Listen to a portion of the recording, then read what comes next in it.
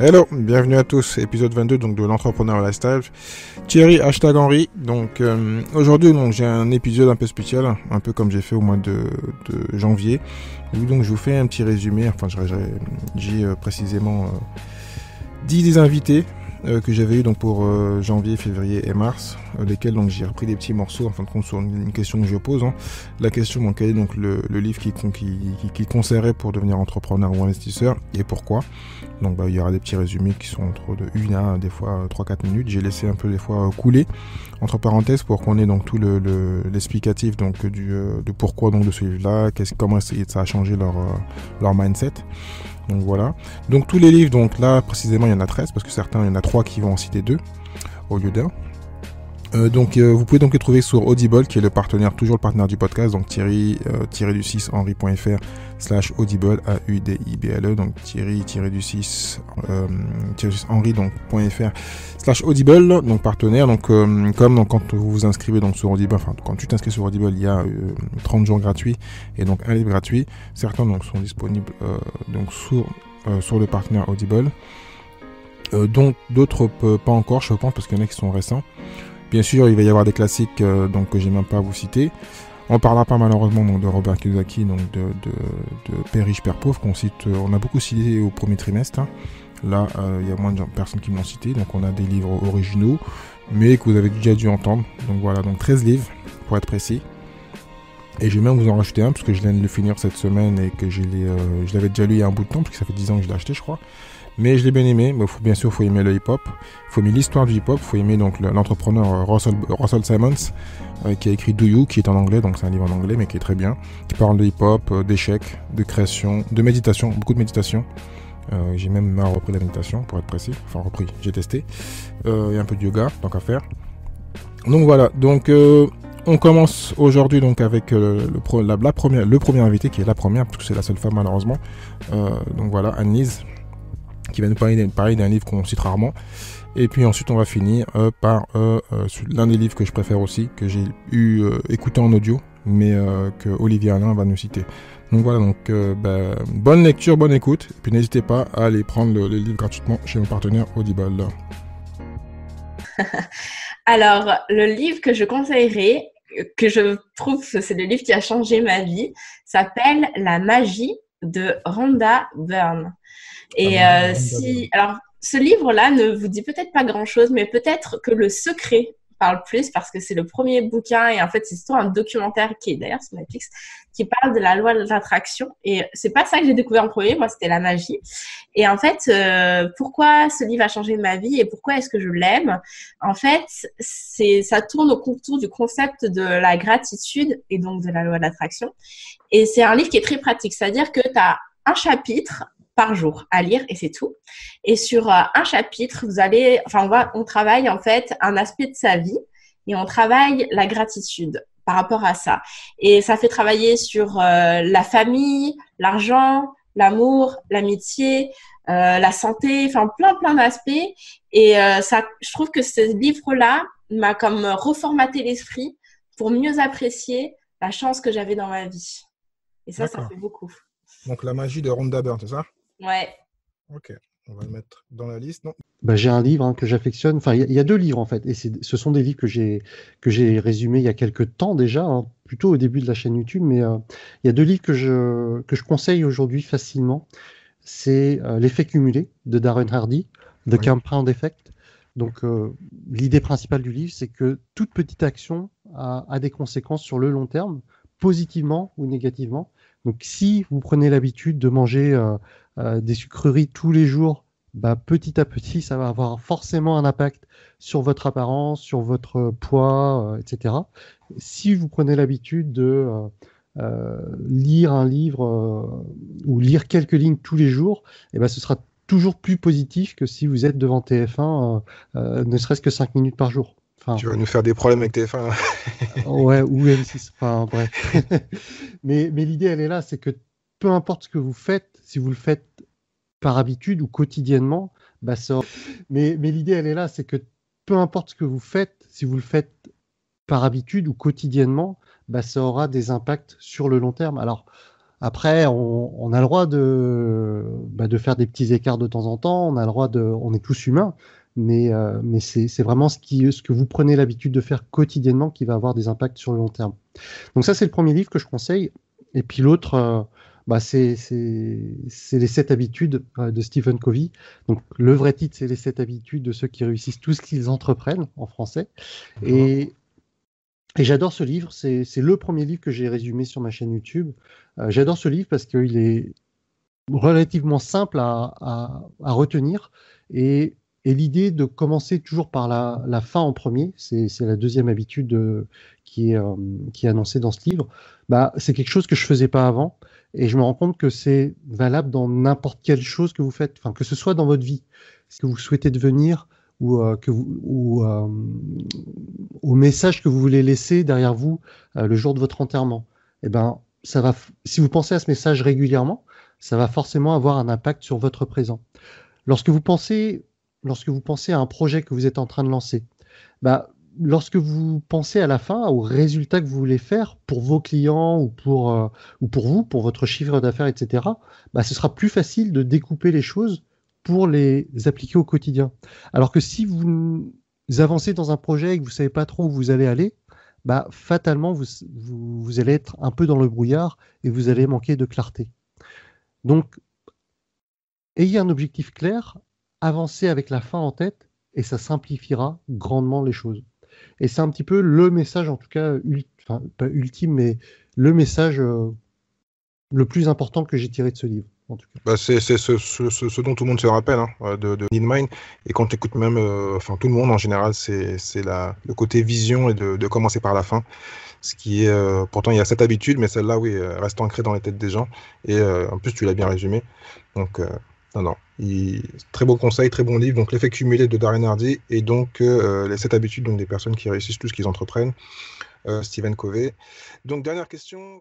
C'est intéressant comme je lis quasiment jamais, donc je lis un audio sinon. un livre par an, mais comme j'ai quand même lu quelques bouquins, un livre que j'avais vraiment apprécié à l'époque, je l'ai lu en 2011, mais que vous connaissez certainement, c'est le livre d'Olivier Seban, Tout le monde mérite d'être riche. Oui.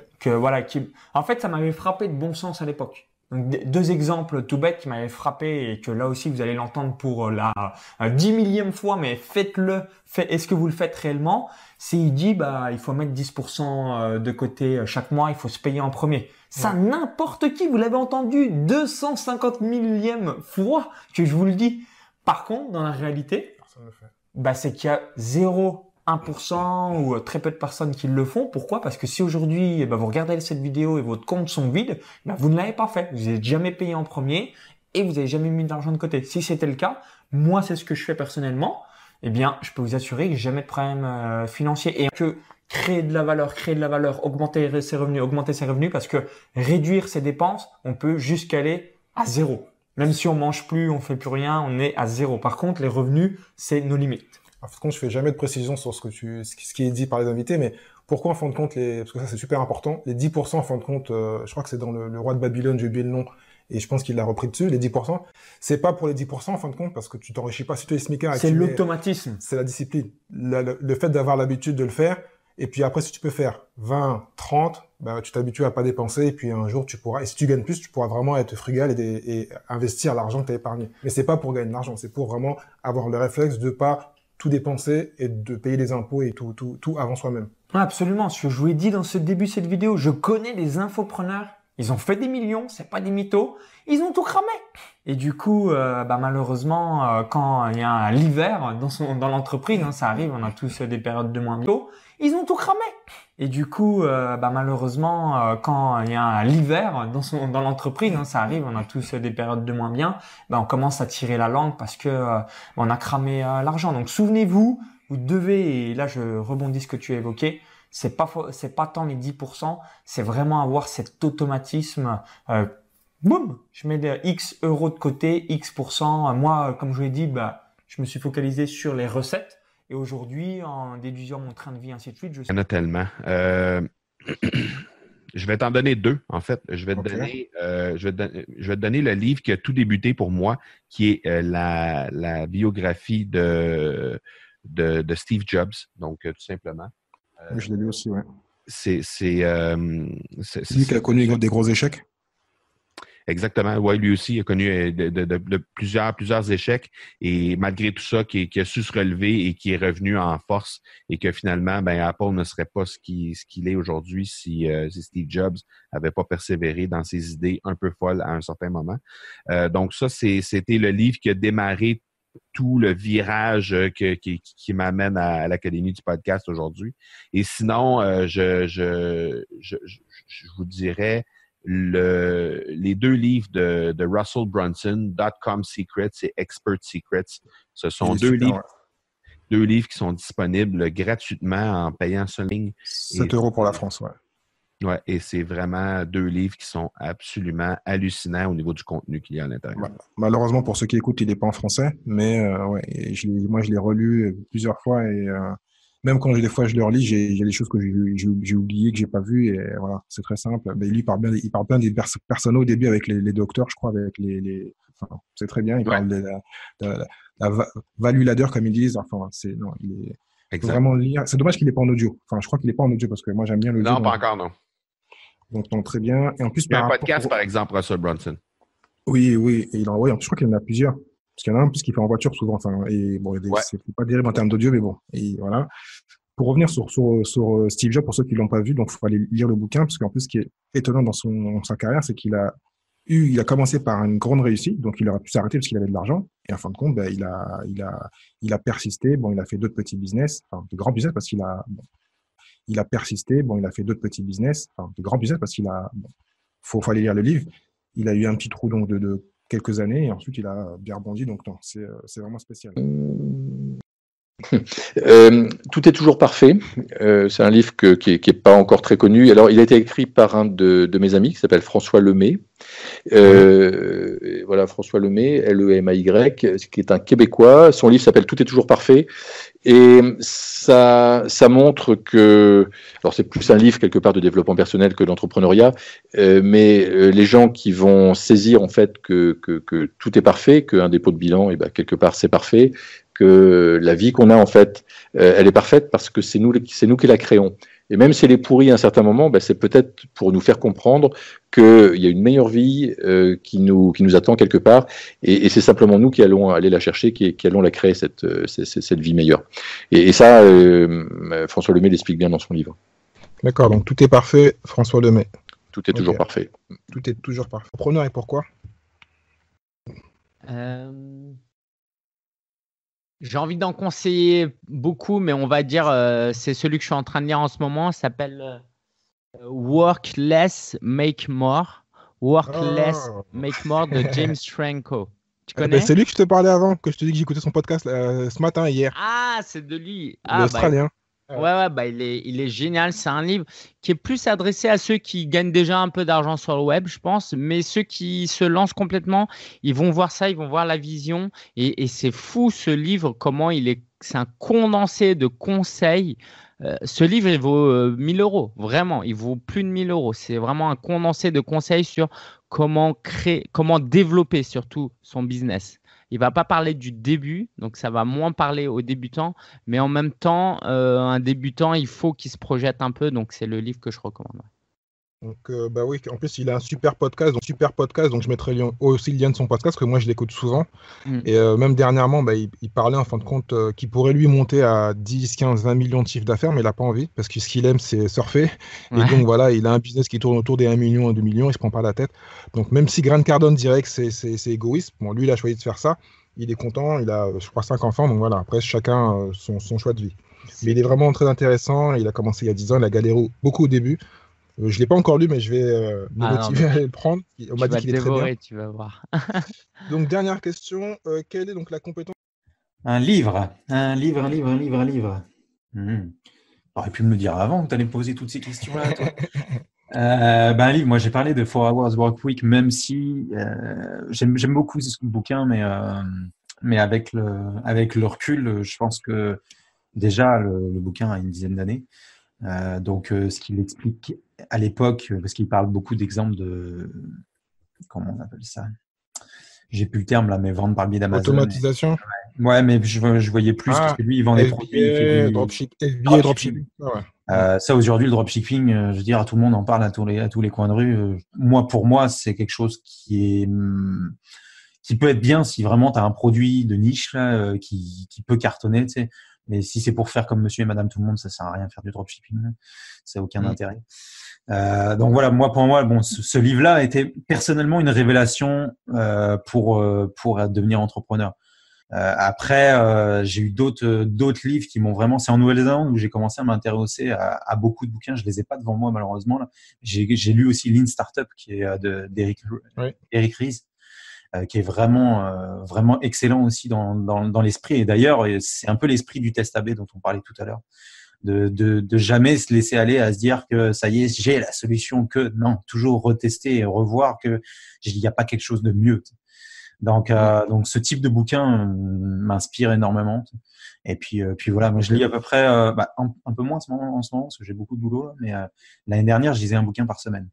Donc des bouquins, j'en ai beaucoup, j'adore ça lire. Tu les lis ou tu les écoutes? Parce que moi je suis plus devenu non, audio, on va dire. Je les lis parce que je prends énormément de excuse-moi, je parle un peu plus loin du micro. Tu prends les notes et tu Ouais, je prends les notes puis en fait je les lis parce que je suis en mode lecture rapide.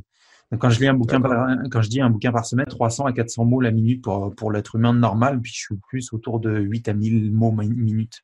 Ah oui, t'es vraiment un pharicien, quoi. Ouais, j'essaye de prendre un peu. D'ailleurs, c'est lui aussi qui m'a donné envie de ce truc-là. T'sais. Moi, j'ai appliqué beaucoup de choses de chez lui parce que, par exemple, les emails, pendant un temps, moins en ce moment, parce que j'ai des clients qui sont assez, on va dire qu'ils sont assez prennent du temps. Mais pendant un temps, je faisais le truc de l'email où je regardais ça 2 fois par jour. Que tu conseillerais à tout le monde, que tu aimes et que tu conseillerais? J'en ai beaucoup. J'en ai beaucoup. Écoute, si on parle business, développement, enfin marketing. Business, développement, marketing. Vraiment le livre qui m'a marqué, mais bon, j'en ai déjà parlé, hein, donc vraiment ça s'appelle Clarity, donc c'est vraiment un livre que je conseille à tout le monde parce qu'il permet d'avoir il permet d'avoir une réflexion assez profonde sur la manière dont on fonctionne et dont notre système fonctionne, notamment sur les sentiments. En ce moment, quand on est entrepreneur. Moi, je suis assez émotionnel. Hein. Donc, on peut avoir tendance à être vraiment très vite pris dans ces problématiques émotionnelles, qui ne sont que des signaux finalement, mais qui sont des signaux assez forts qui peuvent empêcher d'avancer. Et Clarity, c'est en tout cas un livre qui justement permet de décoder ces signaux et qui donne des clés pour continuer à avancer. Et je pense que une bonne partie de la réussite entrepreneuriale, elle est ça, c'est pas nouveau, hein, mais je pense qu'il faut vraiment en avoir bien conscience. Elle vient quand même de l'intérieur, de ses capacités à mobiliser des ressources intérieures, indépendamment de son marché, de son offre. Très souvent, on est confronté quand même à énormément de blocages, je pense, internes. Et se faire accompagner ou avoir des lectures, justement, pour être en capacité d'identifier ces blocages, comprendre qu'ils sont là et ensuite après les surmonter, je pense c'est clé dans la voie de la croissance personnelle, puisqu'entreprendre finalement c'est un chemin de croissance personnelle. Et Clarity, c'est vraiment le livre qui ces dernières années en tout cas m'a le plus éclairé là-dessus. Voilà. Donc Clarity, l'auteur c'est? Alors je ne l'ai plus en tête. Je le mettrai parce que la dernière fois je mettrai en lien. Ouais. Donc parfait. Merci à toi. J'aime beaucoup Zero to One. Pourquoi? Parce que c'est une vision certes très américaine des choses, mais je pense qu'il y a beaucoup de vérité dans ce qu'il raconte et que on parle très bien de se faire créer son propre monopoly, créer son propre marché, mais sur un besoin existant, pas réinventer forcément la roue et je pense que c'est un livre court, actionnable et très, très intéressant pour tout entrepreneur. Après, pour les personnes qui sont un peu plus sales, j'aime beaucoup il y en a plusieurs que j'aime bien, mais celui que j'ai particulièrement aimé, c'est celui de Chet Holmes. Donc le nom est Ultimate Sales Machine. C'est un vieux bouquin, mais il est très bien. Le Sales Machine, c'est ça? The Ultimate Sales Machine. The Ultimate Sales Machine, Seth Godin. Donc, le premier, je connaissais, donc, parce qu'on en parle souvent dans le podcast, quasiment, le tiers, le site, avec Peter Thiel. Et moi, je l'avais écouté en audio, qui est vraiment pas mal. Il est vrai qu'il est vraiment bien pour dire qu'il faut simplement se focaliser et arrêter de chercher de shiny object, comme on dit, et donc de se focaliser sur son business. Et puis ensuite, quand on a un business qui marche bien, créer 2-3 s'il le faut, mais d'abord, en plus, comme il a créé donc des boîtes milliardaires, il sait de quoi il parle. Voilà. Ouais, c'est sûr. Donc, L'autoroute du millionnaire de Marco, de MJ de Marco. Clairement, c'est le bouquin qui a changé ma vie radicalement. C'est pas, j'exagère pas, c'est qu'il y a eu un avant ce bouquin et un après. L'avant, c'était la vente sur Amazon, un peu le mono-revenu, donc le fait d'avoir une seule source de revenus. Et après, derrière, ça a été l'explosion, le développement de l'affiliation, source de revenus, investir dans l'immobilier, automatiser encore plus de choses. Et derrière, ça a radicalement changé ma vie. Mais ce bouquin, c'est le bouquin. C'est the bouquin. En plus, ils l'ont sorti il y a 3-4 mois en français parce qu'il était épuisé ou il l'avait arrêté. Et là, ils l'ont sorti en français. Parce que moi, je l'ai toujours écouté en anglais, en audio, parce que j'aime bien les audios. Et j'ai vu qu'il est ressorti. Donc, réellement, il faut y aller. C'est vraiment un super livre, facile à lire, très intéressant. Ouais. Et vraiment un vrai livre d'entrepreneur, réellement. Et écoute, sincèrement, là, si l'investissement à faire, c'est 20 balles sur Amazon, il est en français, il n'y a aucune excuse de pas l'acheter sur Amazon à 20 balles. Il est en français maintenant, Autoroute du millionnaire. Avant, il est en français maintenant, Autoroute du millionnaire. Avant, c'était millionnaire Fast and Millionnaire, ou Millionnaire Fast and, je ne sais plus en quel sens. Mais sinon, vous pouvez aller lire mon article, j'ai fait un article dessus, si vous le trouvez, je pense que oui. Donc, il faut vraiment, ça, c'est le bouquin qui a radicalement changé ma vie. Donc là, il n'y a pas à tortiller. Donc, quelle est la dernière question pour l'épisode 22? Donc, merci d'avoir pris le temps d'écouter. C'était un épisode un peu plus court, mais assez intéressant. Pour ceux qui n'avaient pas écouté, donc peut-être toutes les derniers podcasts, et surtout donc la fin où je pose la même question. Donc, quel est donc le livre qui les a aidés donc à changer de mindset et pourquoi? Donc, n'hésitez pas donc à partager et à commenter donc l'épisode, que ce soit sur iTunes, Stitcher, Google Podcast ou autre, pour pouvoir donc aider le podcast. Donc la semaine prochaine, encore un podcast. Donc ce sera une surprise, parce que même moi je suis pas au courant. Pour une fois, je suis pas en avance, un peu en retard sur mes enregistrements d'émissions. Donc voilà. Donc pour avoir donc le podcast gratuit, donc les 13 livres, donc certains, pas tous, sont disponibles sur Audible. Donc Thierry-du-6 henry.fr/audible AUDIBLE. Donc pour avoir donc 30 jours d'essai gratuit avec un livre gratuit. Puis ensuite un abonnement donc à 9,95 € qu'on peut arrêter quand on veut, et en plus on garde les livres. Donc voilà. Donc moi je vous dis à la semaine prochaine avec donc un nouvel invité ou pour moi en solo. Voilà, on verra. Ciao ciao.